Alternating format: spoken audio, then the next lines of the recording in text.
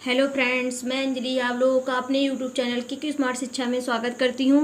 और आज हम पढ़ेंगे विकास की अवस्थाएं। तो विकास की अवस्थाएं कौन कौन सी होती हैं? शैशवावस्था, बाल्यावस्था और किशोरावस्था। तो इनके बारे में आज हम पढ़ेंगे। और जो अवस्थाएं हैं उनमें आज हम शैशवावस्था के बारे में पढ़ेंगे। तो शैशवावस्था क्या है? तो जो शैशवावस्था है, शैशव प्लस अवस्था, मतलब जो शिशु की अवस्था है उसके बारे में पढ़ेंगे। जो शैशवावस्था है वो शब्द अंग्रेजी के इन्फेंसी के बराबर है, मतलब इन्फेंसी शब्द का हिंदी रूपांतरण है शैशवावस्था, जो कि लैटिन भाषा के दो शब्द इन और फेरी से मिलकर बना है, जिसका अर्थ है ना बोल पाना। इसका अर्थ है ना बोल पाना। अतः ज़्यादातर विद्वान शैशवावस्था को सिर्फ 2 वर्ष मानते हैं। और इसकी कुछ महत्वपूर्ण परिभाषाएं हैं, जैसे कि वैलेंटाइन ने क्या कहा है शैशवावस्था के बारे में। वैलेंटाइन ने कहा है शैशवावस्था सीखने का अनोखा काल है।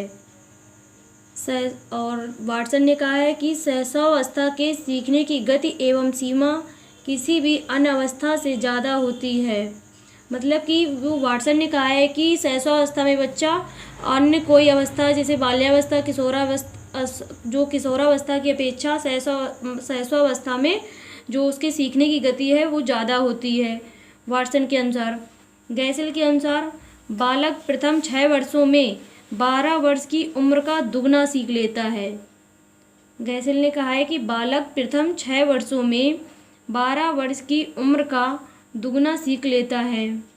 और स्ट्रैग ने कहा है कि शैशवावस्था के शुरुआती 2 वर्ष भावी जीवन की आधारशिला होते हैं।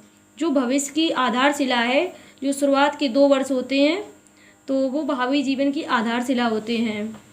और हरलॉक के अनुसार शैशवावस्था जन्म में सिर्फ 2 सप्ताह चलती है। जन्म के बाद जो सिर्फ 2 सप्ताह तक होती है। हरलॉक के अनुसार हरलॉक ने सिर्फ जन्म के 2 सप्ताह तक ही शैशवावस्था को बताया है।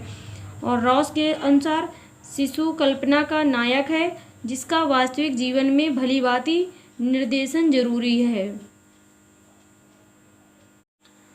क्रो एंड क्रो ने कहा है कि 20वीं शताब्दी शिशु की शताब्दी है। ये इम्पोर्टेंट परिभाषा है। क्रो एंड क्रो की 20वीं शताब्दी शिशु की शताब्दी है। और गुड एंड अप के अनुसार संपूर्ण जीवन के मानसिक विकास का आधा सिर्फ शैशवावस्था के 3 वर्ष में हो जाता है। न्यूमैन ने कहा है कि 5 वर्ष तक की उम्र शरीर एवं मस्तिष्क के लिए अत्यंत ग्रहणशील होती है। फ्रायड के अनुसार बालक को जो कुछ भी बनना होता है वह 4-5 वर्षों में बन जाता है। ये फ्रायड ने कहा है कि बालक को जो कुछ भी बनना होता है वह 4-5 वर्षों में बन जाता है।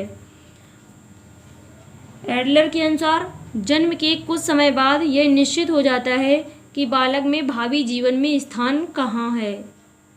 रूसो के अनुसार बालक की आँख, कान, हाथ, पैर ही उसके शुरुआती शिक्षक होते हैं। मतलब रूसो ने इंद्रियों के माध्यम से शिक्षा के बारे में बताया है। बालक के आँख, कान, हाथ, पैर ही उसके शुरुआती शिक्षक होते हैं।